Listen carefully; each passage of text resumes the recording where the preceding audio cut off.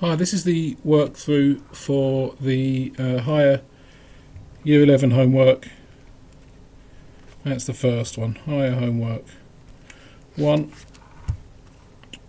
These are all, no they're not, they're a mixture of calculator and non-calculator questions. Question 1. So I've got my circle.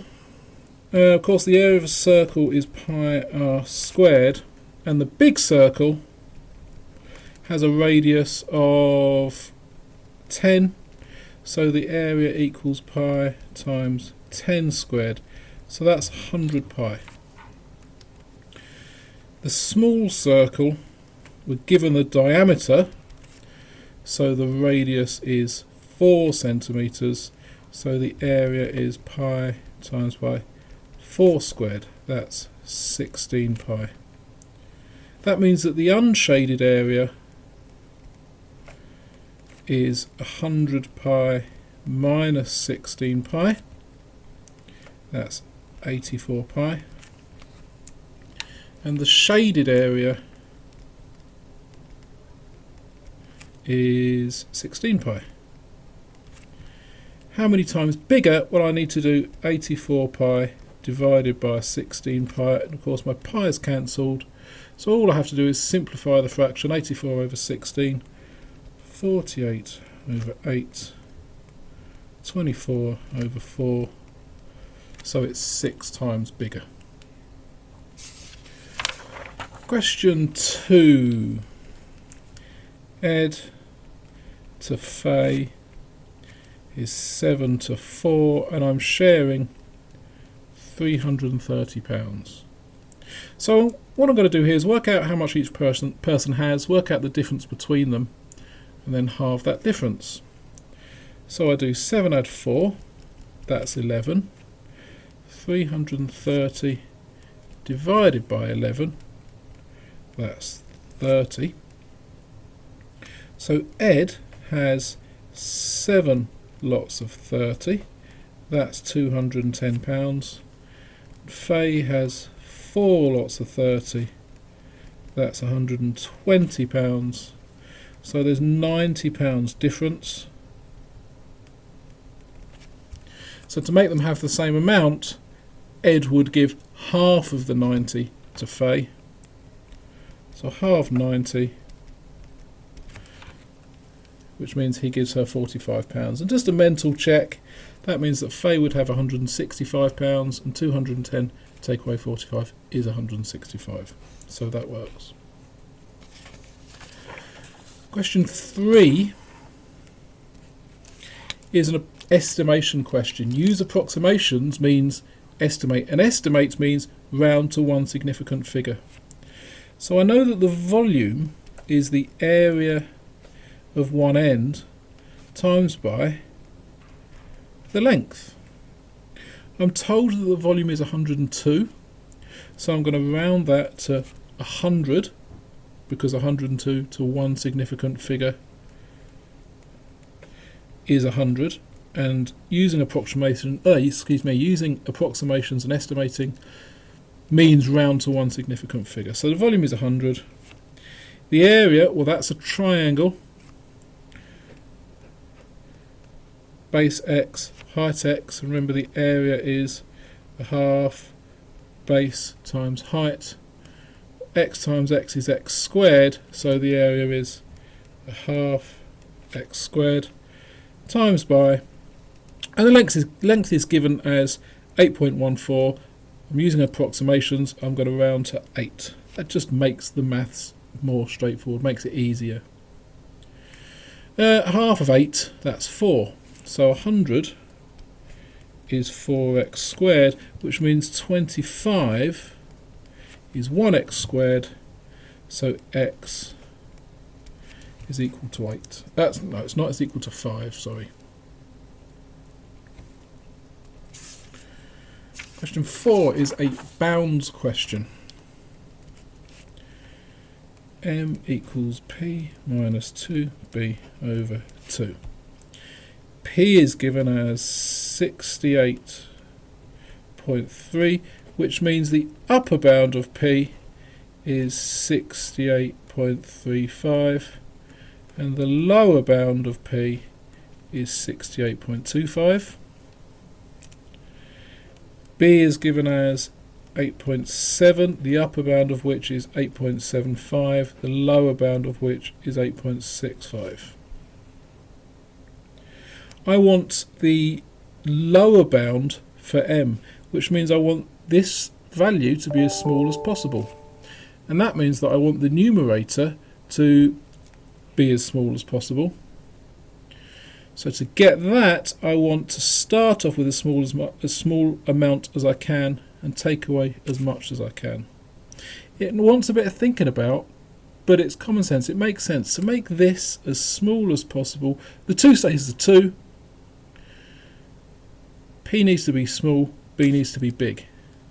So the lower bound of M is the lower bound of P and the upper bound of B, and the 2 stays as a 2. The 2 isn't given to any decimal places, so the 2 just stays as a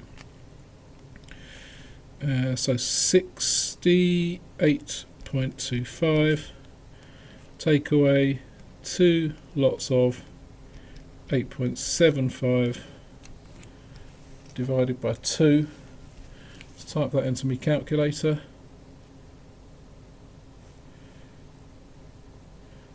68.25 take away 2 times 8.75 divided by 2, 25.375. Question 5. So a trapezium, A and B are the parallel sides in a trapezium, H is the height, the area is a half of A plus B times H. We need to know that. I'm not given the height, I'm only given the 2 parallel sides and that angle. So I need to work out the height, and I'm going to work out the height by considering this triangle here. If I draw it a bit bigger, I've got H 64 degrees. And of course that side there must be 4 because it's the difference between 11 and 15. This is a trigonometry. Well, this part is going to be trigonometry. There's my right angle. Change colours. That's my opposite side. That's my adjacent side. O and A. So this is TOA. Tan 64 equals H over 4, so H equals 4 tan 64. I'm going to leave it like that because that's an exact value, and since this is a calculator question anyway, I'm going to type it into my calculator. So my area is a half of 11 plus 15 multiplied by 4 tan 64. Type that exactly that into my calculator. A half of 11 plus 15 multiplied by 4 tan 64. And the answer is 106.62. It doesn't say how to round, so I'm going to round to 2dp, making sure that I'm giving the units and also that I'm showing how accurately I've rounded. Okay, third question. 5 root 3 minus root 12 squared. Well, I find it easier to write the brackets out. 5 root 3 minus root 12 times by 5 root 3 minus root 12. Some people like to use a grid. I'm a big fan of grids, so I'm going to use one. You don't need to if that's not how you multiply out brackets. 5 root 3 minus root 12. 5 root 3 minus root 12. 5 root 3 times 5 root 3. 5 times root 3 times by 5 times root 3. Well, 5 times 5 is 25. Root 3 times root 3 is 3. So 5 root 3 times by 5 root 3 is 75. 5 root 3 times by root 12 is 5 times by root 36. And root 36 is 6, so it's 30. So 5 root 3 times minus root 12 is minus 30. 5 root 3 times minus root 12 is minus 30. And root 12 times root 12 is 12, and a negative times a negative is a positive, so there's a plus 12 there. So 75 minus 60, that's 15, plus 12 equals 27. Done. Little square, remember, mathematical notation for, there you go, I've shown you. You could do a tick, you could write QED, you could write as required. All of these mean you asked me to show you something, and I have.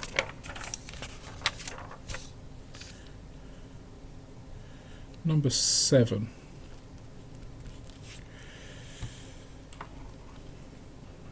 So she's going to take 2 years to pay this £6,000 back, and she's going to pay it back compound interest 3% per year. So offer 1, £6,000, 1.03 for 2 years. I think I'll be typing that one in. 6,000 times 1.03 to the power of 2 is its money, so it's pound sign. That's offer 1. Offer 2 says 6,000 times 1% for a year, and then times 5% for a year. So I'll type that in. 1 times 1.05, £6,363. The question says, is she correct? No, she's not. Number 8. Well, it's a straight line, so I know that the equation looks like that. I'm told the gradient is 4, and I'm given a pair of values that I know fit the equation. And remember, when I get a pair of coordinates, x is the first one and y is the second one. So I've got m, x and y. I can write out this equation with those values. 4 times 5 plus c. So 23 equals 20 plus c. So c must be 3, which means the equation is y equals 4x plus 3. Question 9. Each sample size is 200. So the lowest number of faulty kettles will be the lowest relative frequency. That's R. So I'm going to do 200 times by 0.015. I suppose if you like, it means 1.5% of kettles is faulty. 200 times 0.015 is 3. The highest probability, the highest relative frequency, that's Q, 0.035. That's 15. So the range is biggest, take away smallest. So the answer is 12. I didn't need to work them all out. Knowing that the range is the biggest, take away smallest, I only need to work out the highest number and the smallest number. The fact that it says to give my answers to 2 decimal places, this is question 10, means this is a quadratic formula question. It means it's not something that will factorise to give nice numbers. So I'm going to, well, let's write it out. Multiply out the brackets. Recognise that a quadratic equation must be equal to 0. And now I'm going to use the quadratic formula, which needs to be memorised.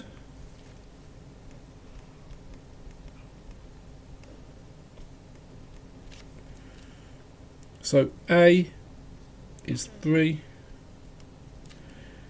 B is -9, and C is -4. So I'm just going to sub those values into the formula. X equals -9. Whenever I square a negative, remember I need brackets. -4 times by A times by -4 all over 2A, which is 6. I'm going to type in the plus version on my calculator.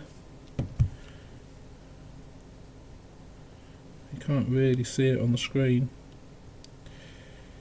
81 minus 4 times 3 times -4 all over 6. To 2 decimal places then, 3.39. And if I then just, instead of plus, I put minus, so I don't need to type the whole thing out again. Minus 0.39 to 2 decimal places. Number 11, directly proportional to means is equal to a multiple of. So D equals K times directly proportional equals K times V squared. The phrase directly proportional to means equals K times. That's the learning point from this. D equals 6. V equals 20. So 6 equals 400k. So I'm going to work out the value of k just by dividing both sides by 400. K equals 6 by 400, and I don't need a calculator to simplify that fraction. So this is my equation, and now I've worked out the value of k, I can write the equation out. D equals 3 over 200 times by v squared. That's part A done. Part B, I've got v equals 30. So D is 3 over 200 times by 30 squared. I'll be typing that into my calculator.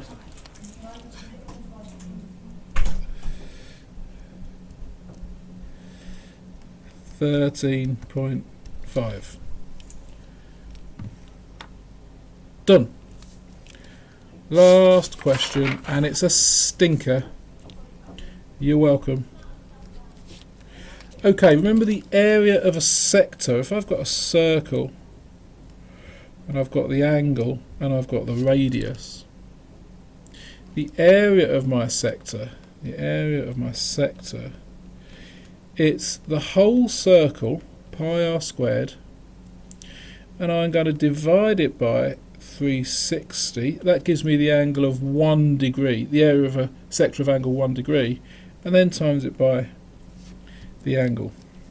So sector A area is pi times by 1.5 r squared, because that's the radius, divided by 360, and then times by x. I'll simplify that. Pi times by 2.25 r squared, 1.5 squared is 2.25, divided by 360 times by x. I'm not going to try and simplify it any more than that, because I don't need a value, I just need to compare A and B. For B, pi times by r squared divided by 360 times by 2x, and of course I can write that as pi times by, I can just take the 2 here because we can multiply in any order, multiplication is commutative. So the question is, which of these is bigger? Is it pi times 2.25 r squared over 360 times x, or is it pi times 2r squared over 360 times x? Well, they're both times x, they're both divided by 360, they're both divided by pi and by r squared, so it's got to be a, because 2.25 is bigger than 2. I haven't worked out what the exact areas are. I don't care what the exact areas are, I just need to know the bigger one. Okay, that's your lot. You're welcome. See you next time.